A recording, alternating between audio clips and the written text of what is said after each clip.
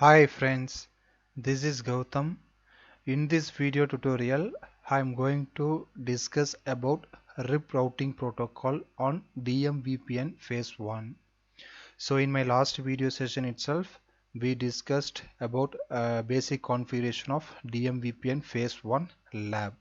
So the same scenario I'm using here. So all the basic configuration of DMVPN Phase 1 on both hub and spoke router already I configured. Just in top of it, I'm going to configure a RIP routing protocol to advertise the hub loopback interface, spoke router loopback interfaces. So let's see how it works. So first go to the R1 router. So all the tunnels are up. The basic configuration of DMVPN Phase 1, everything is done. So in top of it, we are going to configure RIP routing protocol. So just go to the global mode. So before that, just give DMVPN to check whether that tunnel interface is working or not. 172.16.1.2 is a spoke router 1 tunnel IP. Next one, this is a spoke 2 router tunnel IP. Okay, everything is working fine. So just go to the global mode of hub router and configure RIP protocol. So router space RIP.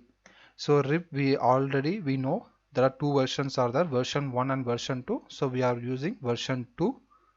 Enter. Next one, the direct connector network is, so tunnel network is 172.16.1.0. Next loopback is 1.1.1.1. No auto summary. Okay, same thing we have to configure on spoke router also. Just go to the spoke 1 router, router RIP version 2. So these are the predefined commands. So we have to give it. Next one, direct connector network. So in branch 1, that is a spoke 1 router, we can use loopback as 2.2.2.2.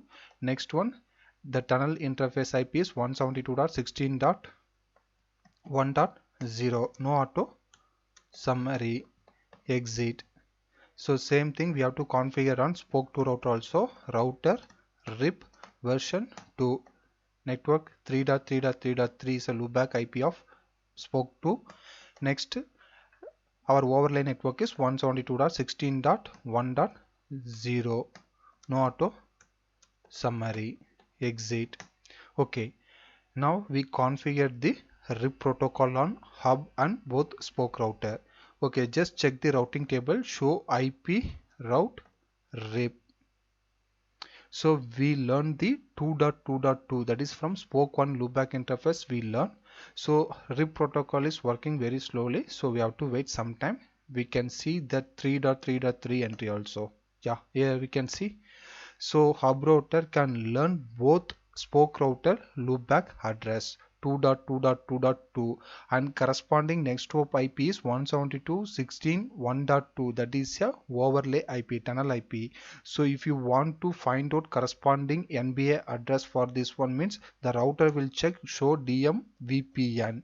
So here we can see the next hop IP address 172.16.1.2 and corresponding NBME address is 200.200.200.2.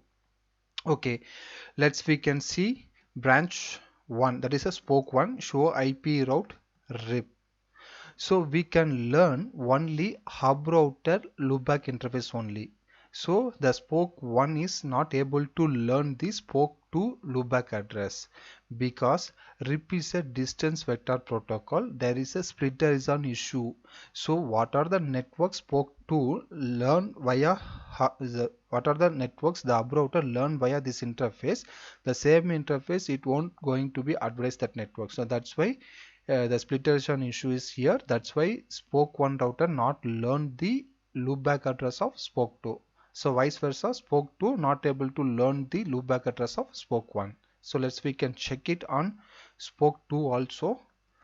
Show IP route RIP. So here we can see it learn only the loopback address of hub router. Okay, just we can remove the split horizon. Just go to the global mode and go to the particular interface tunnel 1. You have to give no IP split horizon. Enter. So wait a minute. So now the branch router can learn the loopback address of spoke 2. Show IP route RIP. Here we can see now I can learn the loopback address of spoke 2.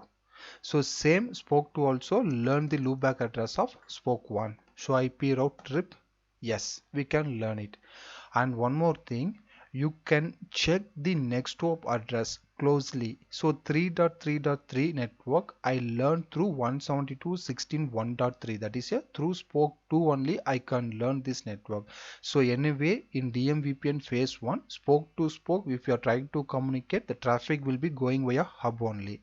We can check trace route.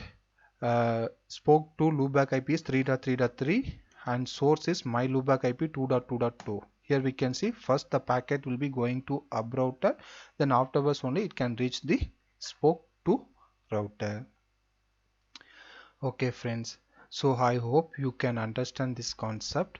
So if you have any queries, please reach out to me.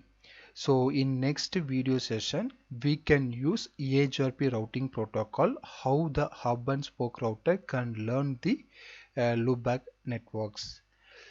I hope you all like the video. Share your comments with me. If you have any queries, reach out to me. Thank you friends. Thank you for watching my video.